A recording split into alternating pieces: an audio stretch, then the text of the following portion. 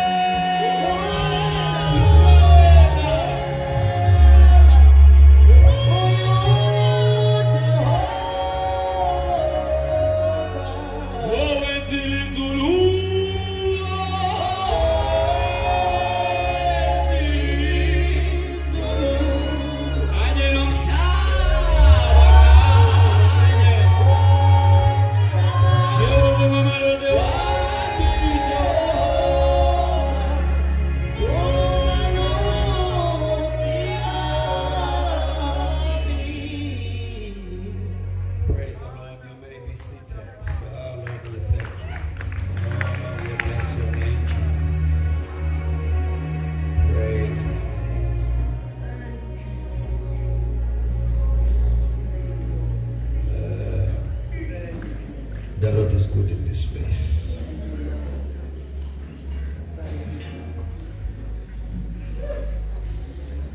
The Lord is with us. The Lord is for us.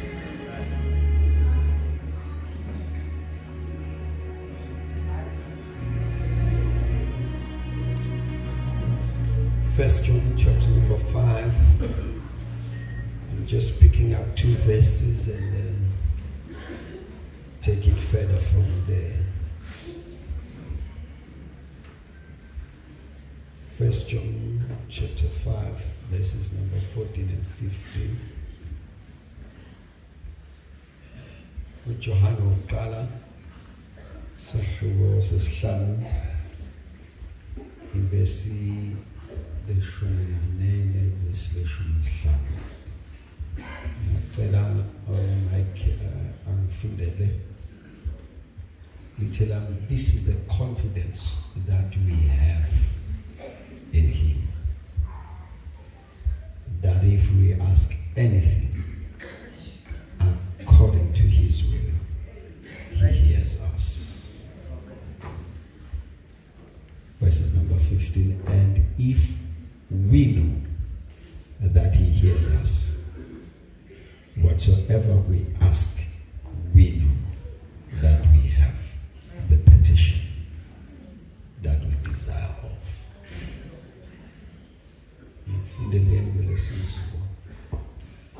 Ilesi sibindi esinaso kuye sokuthi uma sicela utho ngokwentando yakhe uyasizwa.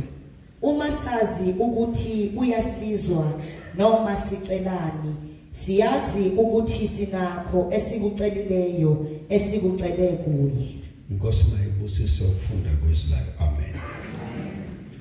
Ngicela ukukhomba izinto ezimbalwa la. Kule statement sa John.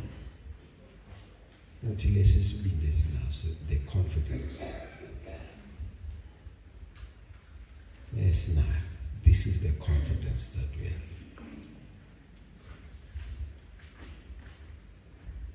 Bese ethi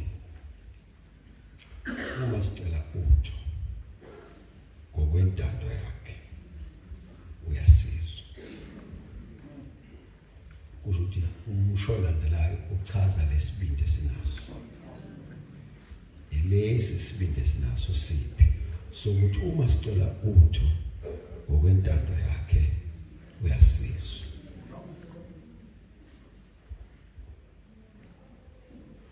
Lesi sibindi esinaso sokuthi uma sicela utho ngokwentando yakhe uyasizwa.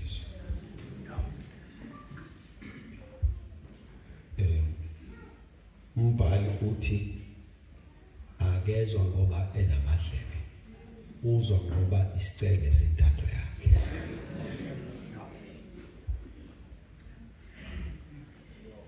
Mangiphinde uthi umbhali cha akuwona amadlebe ezwayo, kodwa uzwa intando.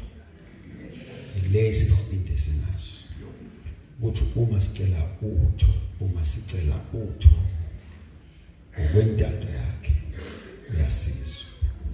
Kusho ngamanye amazwi uzwa intando yakhe. Akezwa isililo, akezwa umsindo, akezwa, uzwa intando yakhe. Intando yakhe uyayizwa. Uthi ngamanye amazwi uma nje kuthiwa siza kuye sicela utho siyakhuleka, yona yonke into esizoyisho azoyizwa intando yakhe. Into ebanga ezwe intando yakhe. Uma lo mkhuleko ungenayo intando yakhe, ngeke simbize njengezwile ngoba uzwa intando yakhe. Manje kusho ukuthi ozombiza kumele azi intando yakhe. awuzi ngoba umntwana wakhe, uza ngoba wazi intando yakhe. Noma igazi lakuhlanza ube isidaba esihle, awuzi ngaleyo identity, uza ngokwazi intando yakhe ngoba uzwa intando yakhe. Uthi-ke uJohn uyasitshela ukuthi uma usibona simile nje isibindi sekuthaneni sicela ngokwentando yakhe, and upon that he hears us. Let me just simplify the statement sentando ngoba abanye sizobalahlekela. Uthi let's go to John bathi umvangeli. Let's go to John chapter 15. Lentando yenza ibelula ungaze ucela one on one. Angisa specialize lapho ngasho laba abafundraiser benze one on one.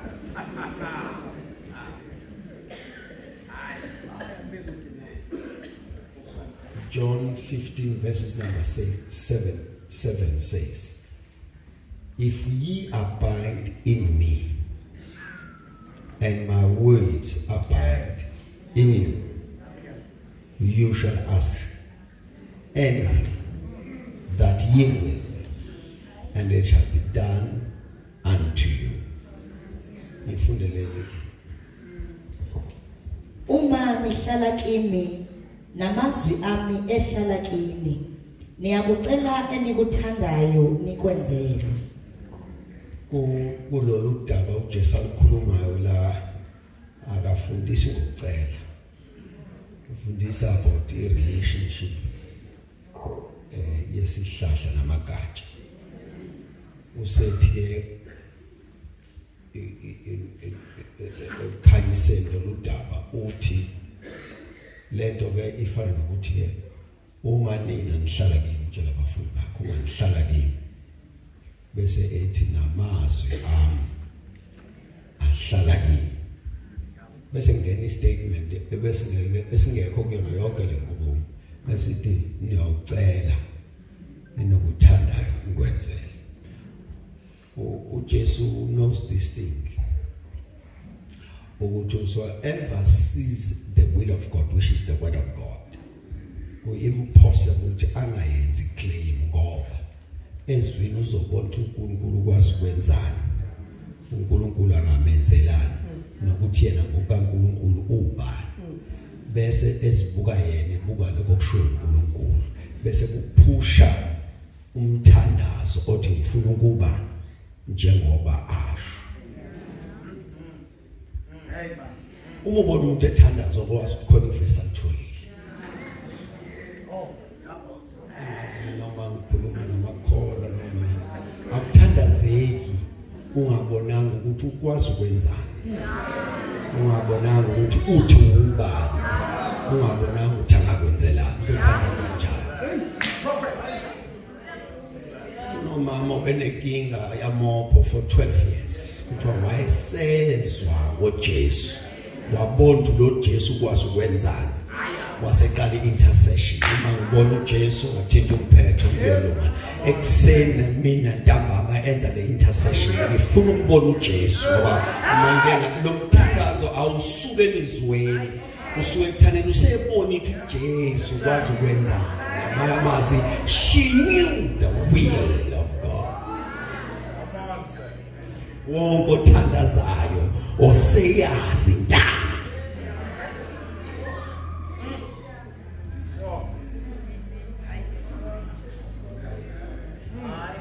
Asibele verse indeni bekwenza ukuthi noma kudliwa ucela aromate, bekwenza ukufaka aromate kule statement sa First John obengotha ngathi abanye taste. So when the word of God talks about sicela ngokwentando yakhe, lithi sivula umlomo ngoba sesibona ukuthi wathembisana ezulana. So when you approach God, never allow your feelings to express itself beyond His word. ungavumeli imizwa yakho kubiyona egqamayo uNkulunkulu bese ishiya ukusho kaNkulunkulu ngoba akanendaba nemizwa ufuna intando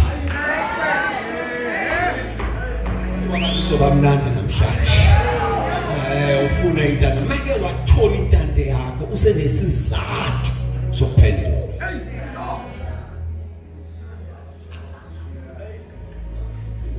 uthi ke lo siluleka uthi ke ilesi sibindi senaso so masicela utho according to his will he hears us. So the first thing that happens is that uchecka imibhalo uthola intando yakhe bese uthatha le ntando yakho uye kuyena ngayo because iyona izwayo.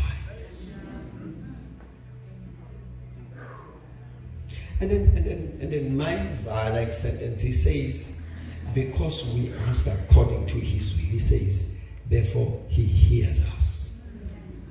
Now I want to explain what hears us here so that ungaduki umayithi uyasizwa kasho ukuthi uyasiphendula.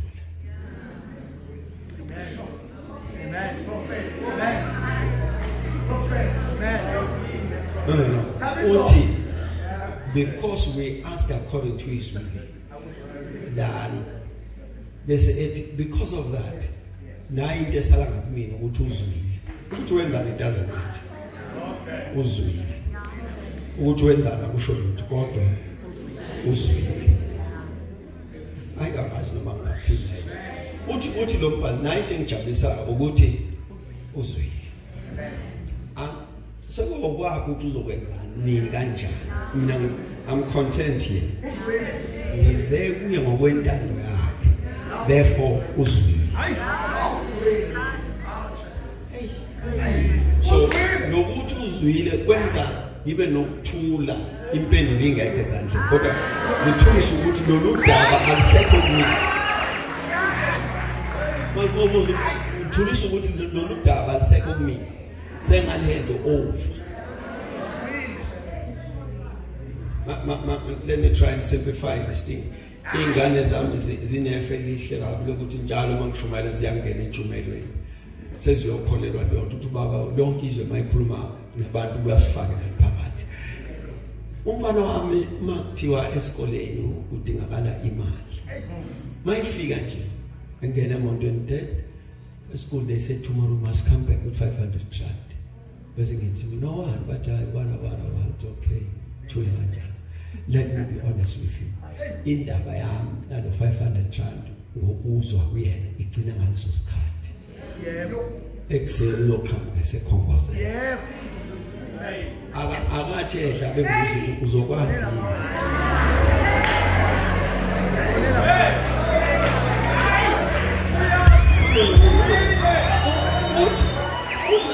ufana mudlala ibhola uthi udlala ibhola khona ukuthi kuyena ubaba udaba la 500 rand uzulu angisakutwele kumina sesemahlombe kababa uyena uzobona ukuthi kwenzakalani ngalo 500 rand. So wokothandaze ngokwentando yakhe akasena umsindo akasena into ethwele ayisekithi amatima uzwile.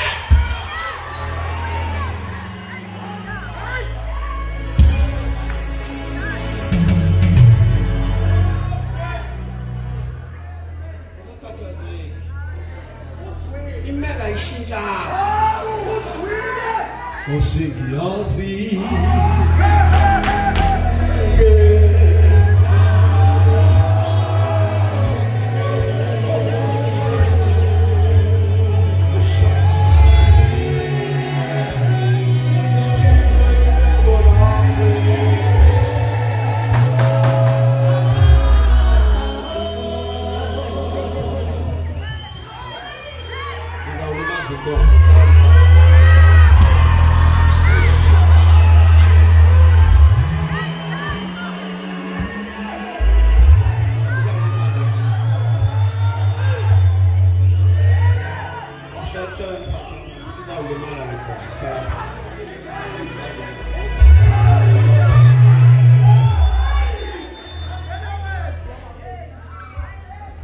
so noma ngivuke ekseni intabi sami ngithi wena so udaba lakho selokubaba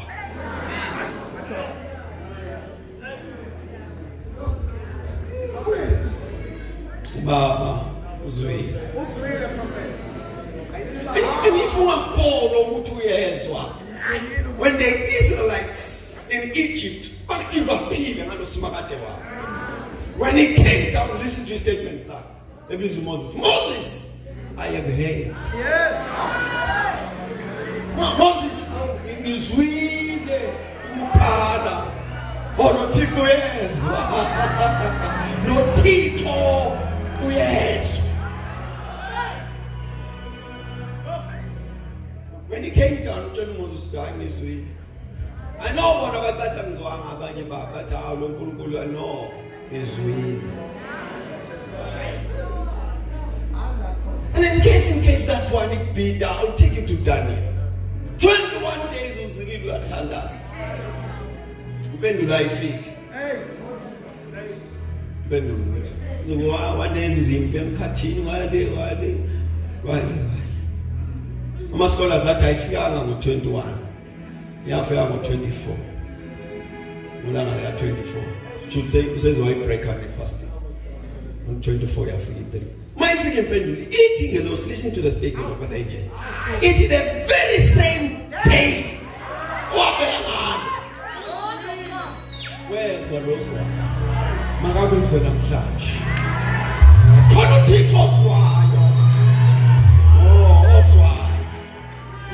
Chase, additional camereni, ufale umnyaka.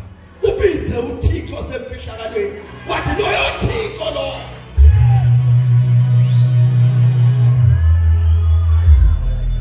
Ngizwile isandla. Saklasithi.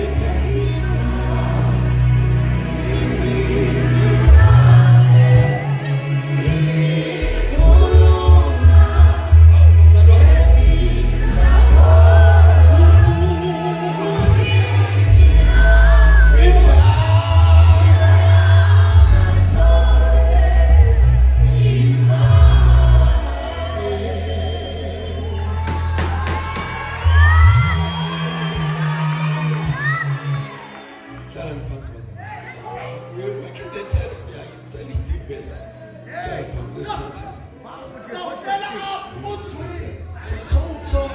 So when you approach him, no second thought. No second thought.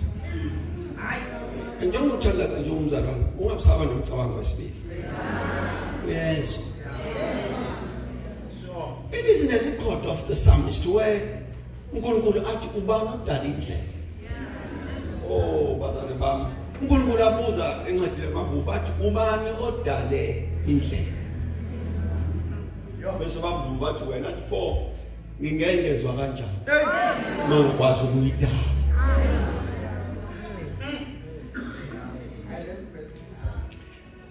Let's take the next verse so that we see what direction are we taking. And if we know that he hears us, whatsoever we ask, we know that we have the petition that we desire of him. Uthi, if you ask Jerry, then you move to a second dimension. Lokwazi ukuthi lokho okucelayo unako.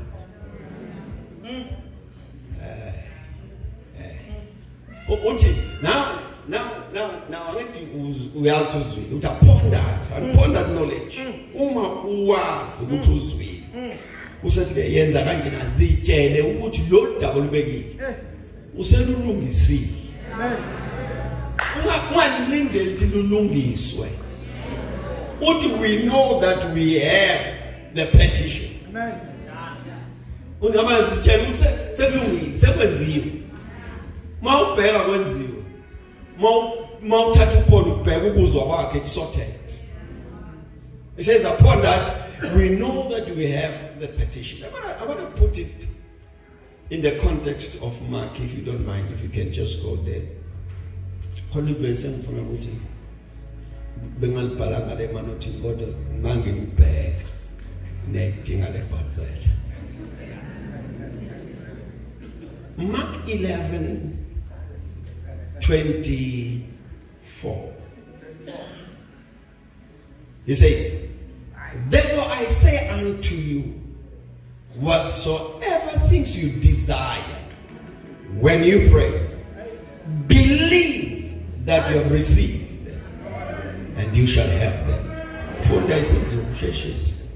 Ngalokho ngithi kini konke enikukhulekelayo nenikucelayo kholwani ukuthi nikwamukele niza kuba nakho. Look at the expression of the text. It says, when you pray, call ukuthi ukwamukele bese thi uzobana. It says there's a sequence that they use there if they're going to answer. They first check if you have received. Then bese bethi asikwazi ukumphuca aseyibambile. There goes back to my kids. Usibusisiwe my first daughter. Uma afuna idanone esemncane, wayengeza icele. Wayiqala efrijini ayithathe. Bese zana ayiphethe. Athi mina banga idanone yabanga ngithi mina iyane ekhaya. Bese thi can I have it? Bese thi thought no ibekelwe ilunch kusasa ekuseni esikoleni. And then the second thought says ngizoboba bonjani ophuca ingane into seyiphethe.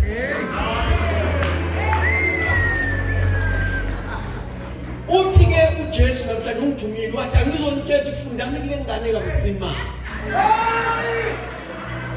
Never approach him with an empty hand.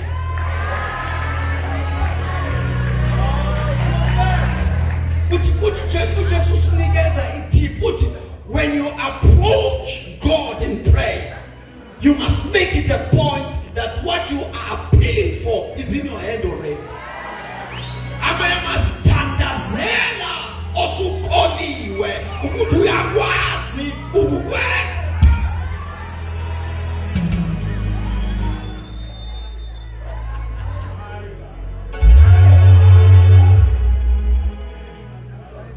Uthi Jesu makho uyathandaza. Ingoba sowukholiwe ukuthi uyakwazi ukukwenza. Ingakho ethi believe that you have received. Abba says, then you shall have.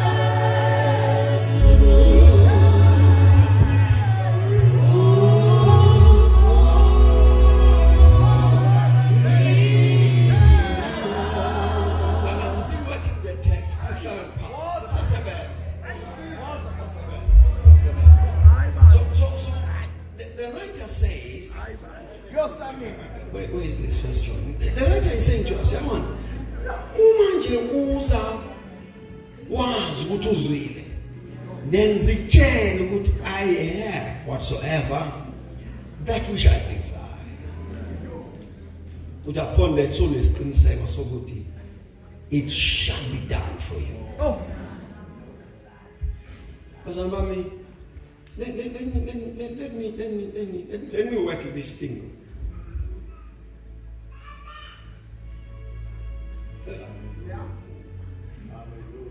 Isaiah 65 verses 24.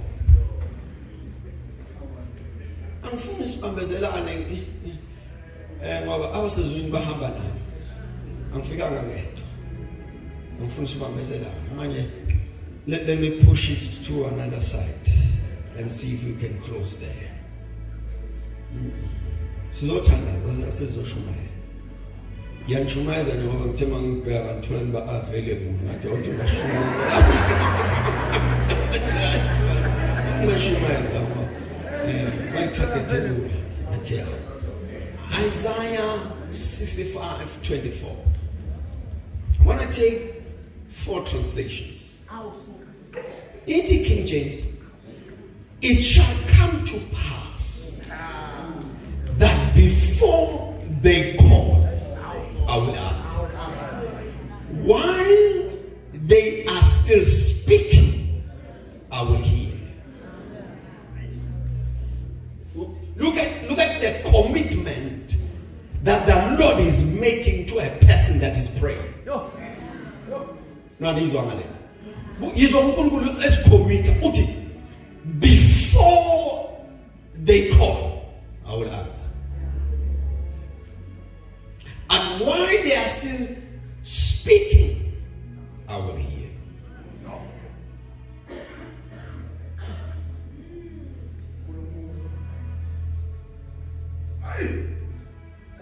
This is the commitment that the Lord is making. Look, this translation actually brings that the Bible. Even before they call, I will answer. And while they are still speaking, I will hear. Look at this assurance. Amen. Who's got the New Living Translation? Yeah, I don't know if you can help me. The New Living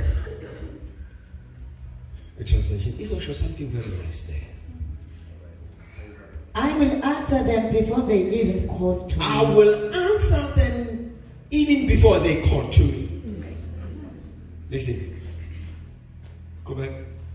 While they are still talking about their needs. While they are still talking about their needs, I will go ahead and answer their prayers. I will go ahead and answer their prayers. The Lord is committed in answering you.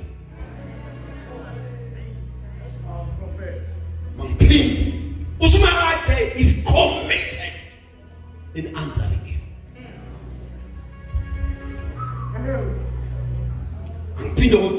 Uma uthiwa ukhona commitment uNkulunkulu ayenzile eyophendula umthandazo.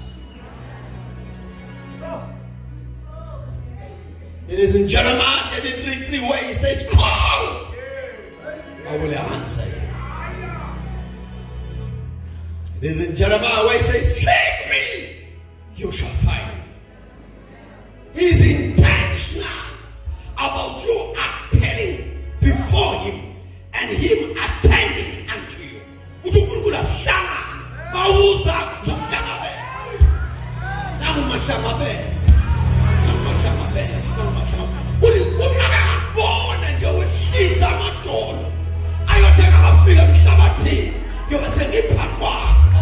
He is committed.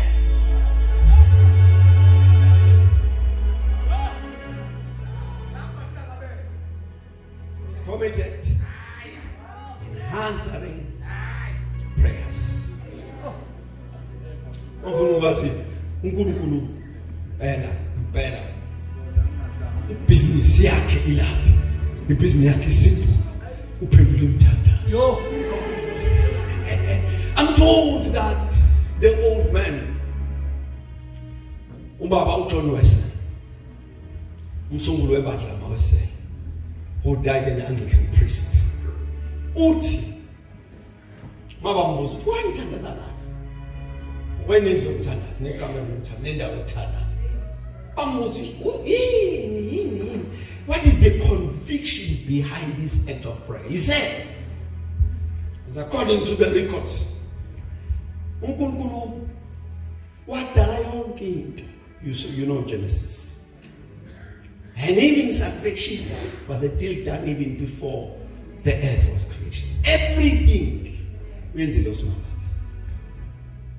Then he said, he rested. This one of the record. He then says, but I have a conviction that whenever he is moving, he is answering prayer. Wathi akasenzi lutho uma kudinga nyakazi. Uthandaza.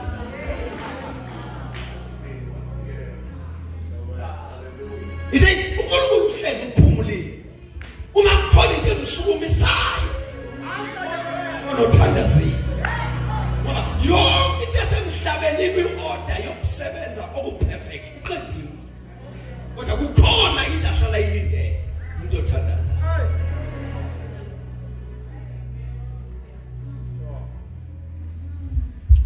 Now, seku-11 sifike ngigoduke. Ngihlala kude lewe Shepstone. Angifuni ukugoduka nganikezanga amafisa strong. Ngizoli ngithi ngiyadlula entubatuba. Ngifike kunezinkinga zama-truck. Bese ngiyazisola ukuthi ngihambeleni naleli vesi. Ngoba belizobasiza abantu. Isaiah 43 verse 26. This is how then you're approaching in prayer. Isaiah 43 verse 26. Kawufundele sizwe. Ngikhumbuze masahlulelane. Yisho wena ukuba ulungisiwe. Listen to me.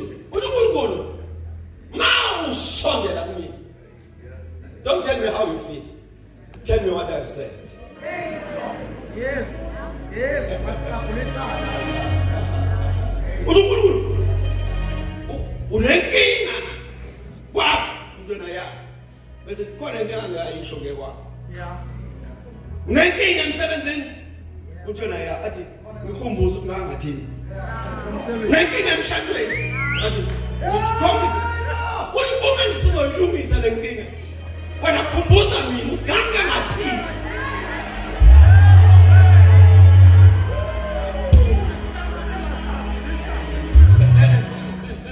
Ngizoyilimaza le nkonzo imali. Ngifuna inkonzo imali. Ngigadile le nkonzo. Angifuni imali. Ngifuna imali. I know. Ngigadile le nkonzo. Listen to, I'm going to take just 2 translations. 18 English Standard Version, put me in remembrance. Let us argue together. Set forth your case that you might be proven right. Uthi kuzolunga uma nje unobufakazi ukuthi kungeke ngangishi. Listen to this one again. Angiyazi yala. Ithi yo New American Standard Bible. Ithi meet me in court. Let's argue our case together. State your case so that you may be proven right. Uthi uSmangade, whosoever is praying must present a legal argument. Sufika nenyembezi. Fika nokuthi phezulu lezinyembezi athi. Sufika sowulila, sufika nokubalisa. Fika uthi baba kunje kanti wena utha.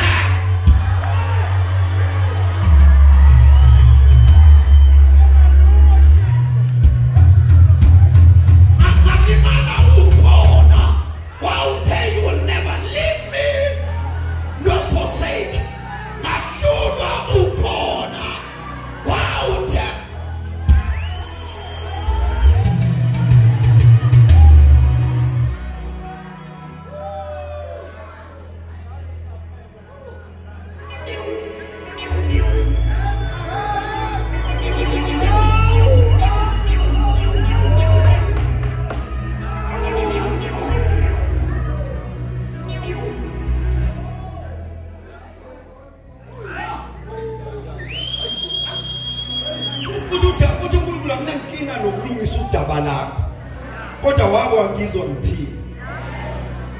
Hayi mananizo. uNkulunkulu lento yakho yasemsebenzini ngingayilungisa kodwa wake wangizwa ngithi lento umndeni wakho mina ngayilungisa kodwa ke wake wangizwa ngithi ngikhumbuze ufuna mhlambi mina osekhohliwe wathi kangini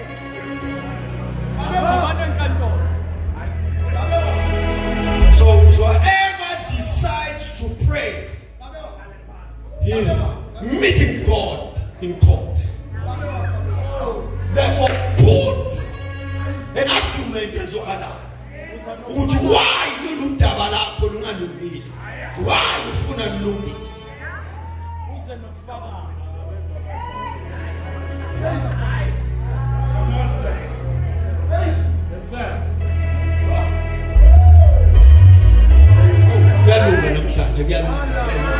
Now we know how to approach it.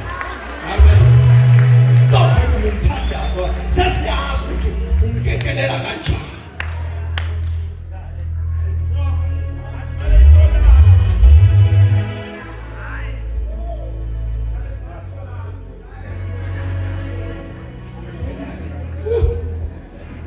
Shall pastor.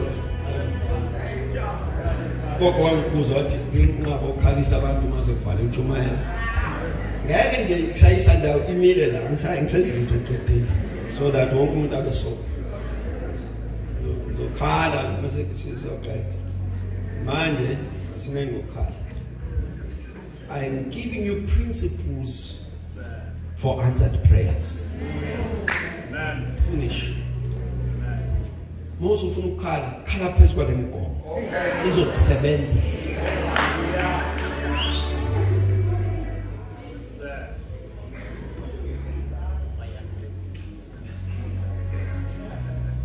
When our lives are easy to pray.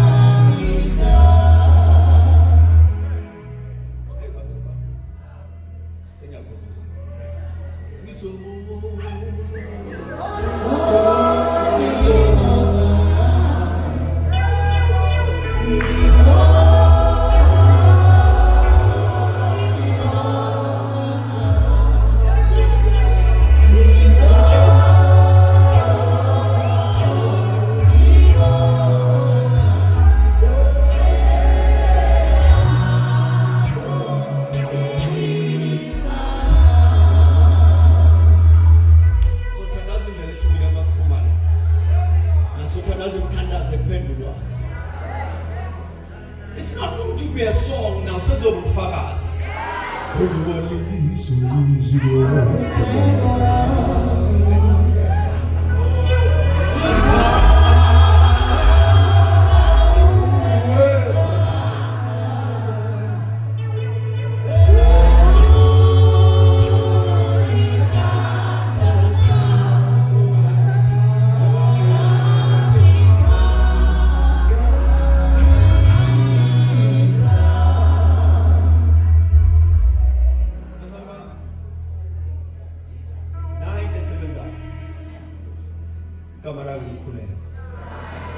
a working principle. It's a working principle. I leave you with that challenge. I love you all. God bless you. We shall meet when we meet again.